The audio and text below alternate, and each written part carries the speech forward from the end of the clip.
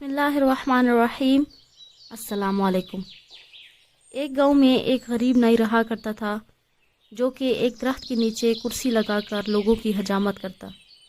مشکل سے گزر بسر ہو رہی تھی۔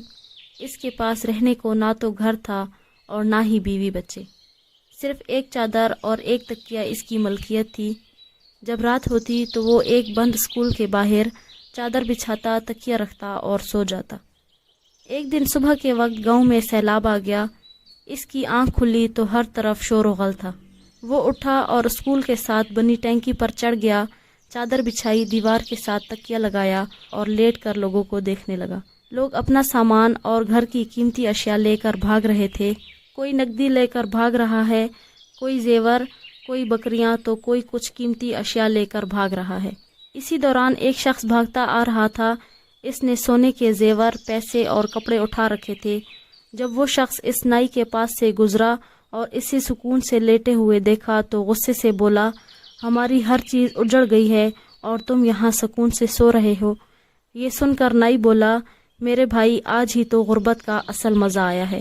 جب میں نے یہ کہانی سنی تو میرے دل میں یہ خیال آیا کہ شاید روز محشر کا منظر بھی کچھ ایسا ہی ہوگا، جب تمام انسانوں سے حساب لیا جائے گا۔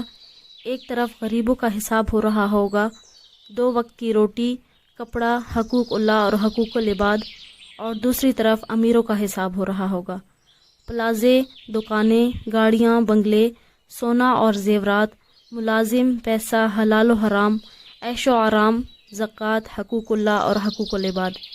اتنی چیزوں کا حساب کتاب دیتے ہوئے پسینے سے شرابور اور خوف سے تھر تھر کانپ رہے ہوں گے، تب شاید اسی نائی کی طرح غریب ان امیروں کو دیکھ رہے ہوں گے، چہرے پر ایک عجیب سا سکون، اور شاید دل ہی دل میں کہہ رہے ہوں گے، آج ہی تو غربت کا اصل مزہ آیا ہے۔